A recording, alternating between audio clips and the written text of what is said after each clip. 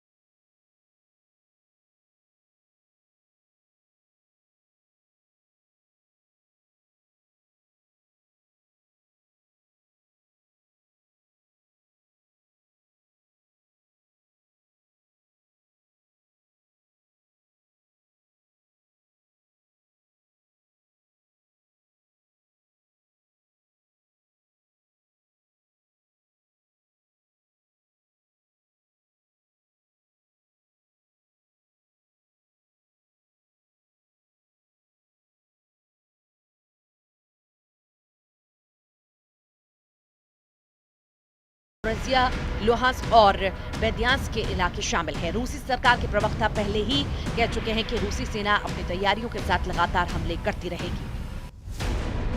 उधर यूक्रेन के राष्ट्रपति जेलेंस्की का कहना है कि रात के समय 400 से ज्यादा ड्रोन स्ट्राइक, 40 से ज्यादा मिसाइलें, जिनमें एक बैलिस्टिक मिसाइल भी शामिल है, लॉन्च की गई। रूस के हमलों में कीव की आवासीय इमारतों और शहर के बुनियादी ढांचे को नुकसान पहुंचा। कई दूसरे क्षेत्रों में हुए हमले में एक साधारण होटल को नष्ट भी किया, जहां यूक्रेनी एथलीट रुके थे। ये हमला रूसी राष्ट्रपति व्लादिमीर पुतिन और अमेरिकी राष्ट्रपति डोनाल्ड ट्रंप के बीच 4 जून को हुई फोन पर बातचीत के एक दिन बाद हुआ। ट्रंप ने बताया था कि पुतिन ने यूक्रेन के ऑपरेशन स्पाइडर वेब के जवाब में कड़ा जवाब देने की बात कही थी। तो वहीं ब्रिटेन में मौजूद रूस के राजदूत आंद्रेई केलिन ने यूक्रेन के ऑपरेशन स्पाइडर वेव के लिए ब्रिटेन को आंशिक रूप से जिम्मेदार ठहराया और चेतावनी दी कि तीसरे विश्व युद्ध को भड़काने की कोशिश हो सकती है। केलिन ने दावा किया है कि इस तरह के हमलों के लिए उच्च तकनीक और जियोस्पेस्ड डेटा की जरूरत होती है जो ब्रिटेन और अमेरिका के पास है। उन्होंने साफ तौर पर कहा है कि इस हमले में ब्रिटेन की भूमिका हो सकती है, जबकि ट्रंप ने अमेरिका के किसी भी भूमिका से इनकार किया। यूक्रेन ने रूस के 5 एयरबेस पर हमले करके रूस को भारी नुकसान पहुंचाया। यूक्रेन ने दावा किया था कि उसने ड्रोन्स की मदद से रूस के A-50, Tu-95, Tu-22, M3 और Tu-160 विमानों को निशाना बनाया। इस हमले के बाद व्लादिमीर पुतिन आग बबूला हो चुके हैं। रूस यूक्रेन युद्ध में जहां एक तरफ ड्रोन और टैंक सुर्खियों में रहे, तो वहीं अब एक और हथियार चर्चा में है, Zircon hypersonic anti ship missile. ये कोई आम मिसाइल नहीं बल्कि एक ऐसा हथियार है जिसे रूस अपना गेम चेंजर बता रहा है।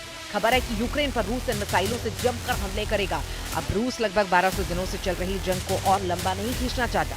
यूएन के मुताबिक 3.5 साल की जंग में 30 लाख यूक्रेनी अपने ही देश में दूसरे ठिकानों पर जा चुके हैं, जबकि 60 लाख से ज्यादा यूक्रेनी विदेशों में शरण लिए हुए हैं। इधर पुतिन ने अमेरिका और यूक्रेन को साफ कह दिया है कि अगर सीज फायर चाहते हो तो यूक्रेन के कम से कम 5 प्रांत रूस के हवाले कर दो। हम आपको बता दें कि रूस ने इन इलाकों पर हमले तेज कर दिए हैं जिन पर वो कब्जा करना चाहता है। अब आप ये जान लीजिए पुतिन सीज फायर किस शर्त पर करना चाहते हैं। रूसी सूत्रों के मुताबिक रूस ने यूक्रेन से 5 प्रांत देने को कहा है। रूस जिन 5 जगहों से यूक्रेन की आर्मी को हटाने पर तुला है वो डोनेस्क, खेरसोन, खार्किव और जापोरिजिया और लुहांस्क है। डोनेस्क एरिया में रशियन बोलने वालों का प्रतिशत ज्यादा है जो खुद को रूस के करीब मानते हैं। आखिरी सेंसस के मुताबिक डोनेस्क की लगभग 75% जनसंख्या रूसी बोलती है। वे कल्चरली भी रूस से जुड़े हुए हैं। इसके अलावा साल 2014 में क्रीमिया के रूस में विलय के बाद यहाँ के लोग खुलकर मॉस्को के सपोर्ट में आने लगे। यूक्रेनी सेना और रूसी सपोर्टरों के बीच भारी जंग हो चुकी है।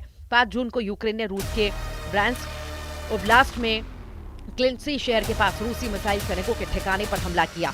यूक्रेन के सशस्त्र बलों के जनरल स्टाफ के अनुसार इस हमले में एक मिसाइल लॉन्चर नष्ट हुआ है, 2 अन्य को गंभीर नुकसान हुआ। ये इकाई 26वीं मिसाइल ब्रिगेड का हिस्सा थी। कथित तौर पर हमला तब हुआ जब ये यूक्रेन पर अटैक करने वाली थी। इधर रूस के पलटवार से पूरे यूक्रेन में कोहराम मचना शुरू हो चुका है। रूस ने जवाबी कार्रवाई में यूक्रेन पर बैलिस्टिक मिसाइलें दागी। यूक्रेन का दावा है कि उसने कई मिसाइलों को अपने एयर डिफेंस से तबाह कर दिया। युद्ध के मैदान से कई विस्फोटक तस्वीरें सामने आई जिनमें यूक्रेनी हेलीकॉप्टर रूसी ड्रोन को मार गिराते हुए दिखाई दिए। रूस ने कब्जे वाले इलाकों में अपने SM डिफेंस सिस्टम को तैनात कर दिया है। नाटो देशों ने यूक्रेन को 20 बिलियन यूरो की आर्थिक सहायता की घोषणा भी की है। लेकिन सवाल उठता है, क्या अब नए तेवरों के साथ शुरू हुए रूसी हमलों को रोकना यूक्रेन के बस की बात है या नहीं? यूक्रेन के मुकाबले रूस 20 गुना ज्यादा ताकतवर देश है जो अब रूस से अपने वजूद की जंग लड़ने को मजबूर है।